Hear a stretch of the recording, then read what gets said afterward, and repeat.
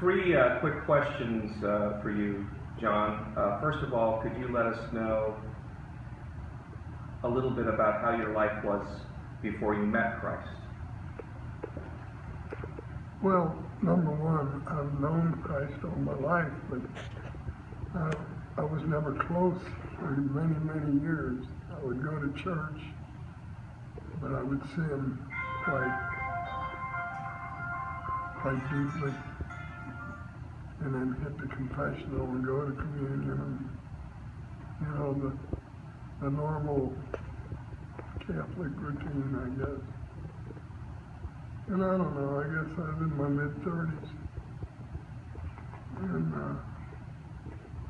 Mary's the one that led me to Jesus.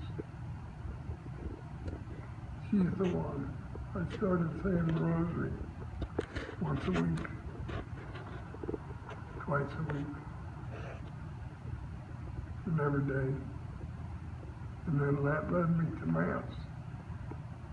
And that's when I got to really know Jesus. And he kind of led me into lots of ministries,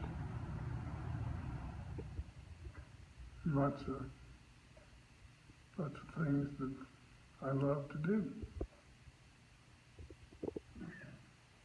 So you're saying then the meeting of Mary, or Mary kind of introducing you to her son, or magnifying her son, led you back to Mass? To Mass, to Jesus, to Father, to Spirit. Led me back all the way. She's a good mother. So you're known for being selfless with your time for St. Anne and beyond. When was the time when you decided that it was time to do to the least of them, or help the least of them? When did that come about? It just gradually grew. The closer I got to Jesus and Mass and the daily Mass and Eucharist, the more he pulled me into the heart, I guess.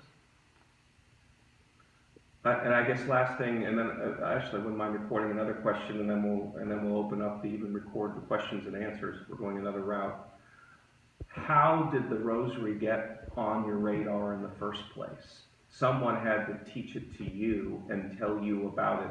What intrigued you about the Rosary in the beginning? Do you remember? Well, I've known the Rosary all my life. Being raised Catholic, we used to do Rosary processions at our school, rosaries at class. But I don't know what led me to start doing it again once a week. Yeah. It was in your 30s. Yeah. Must have been her. She's like that. You know how mothers are. They nag you. Does anyone else have ask him about his shoes. A question on their heart? I've been asked to repeat the question, why the sandals is your main shoe of choice? I just like them. Is it a Florida thing? No, it was long before Florida. Any other question? Brandy, do you have one? Yeah, John, as you began to walk with Christ, what advice would you give someone who is contemplating this life of following Jesus versus just a life where the world dictates what they do? What would you say to them? What advice would you give to them? But again, the world is a pathway to hell.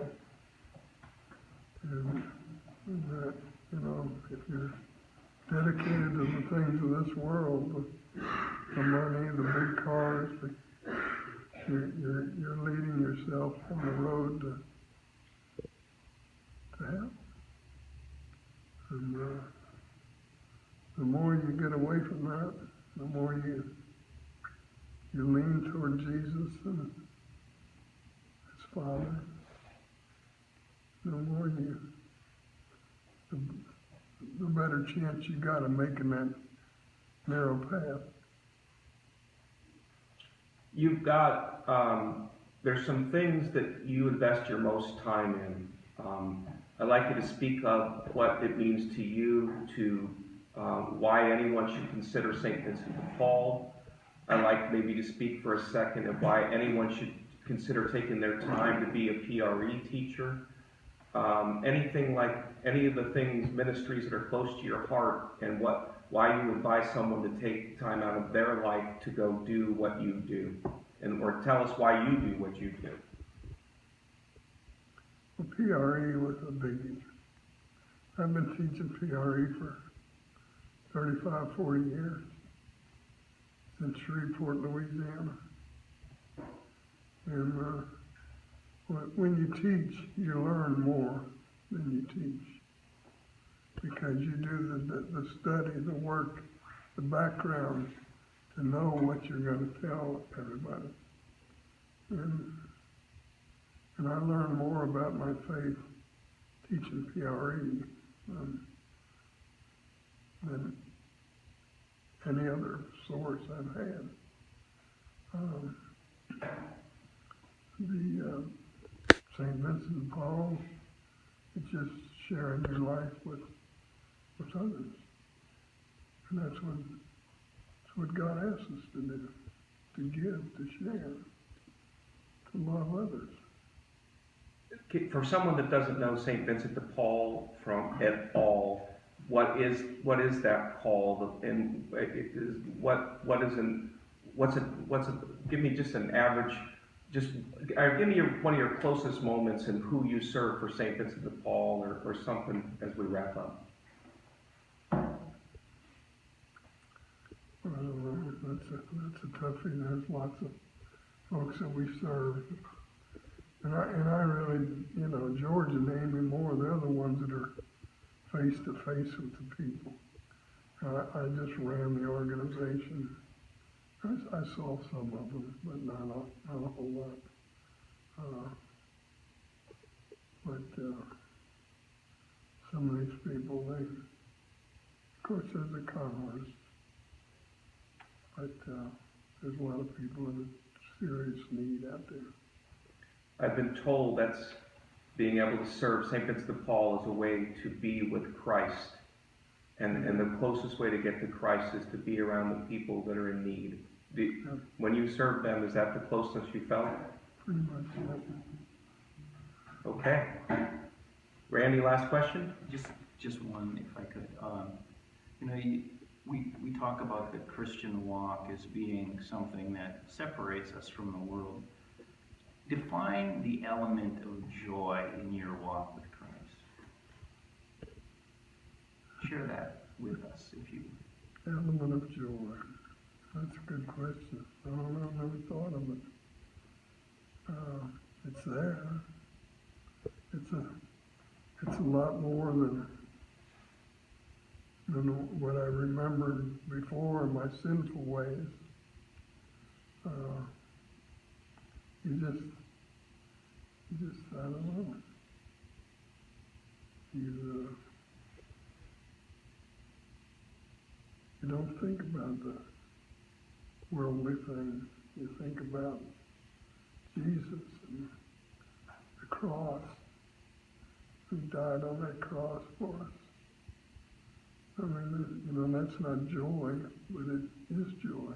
It opens your heart up to see what he did for us, what he continues to do for us every day in that Mass upstairs. I don't know. There's joy there. It's kind of indescribable. Now, since I put you all through this, you can have it on it. Can I ask a question? You got one more, Maybe you Noah? can ask her, but maybe you can ask it better. But John, could you talk a little bit about the role that your wife Nancy has played in your faith journey, and what advice or that you can offer all the married men about that? Nancy,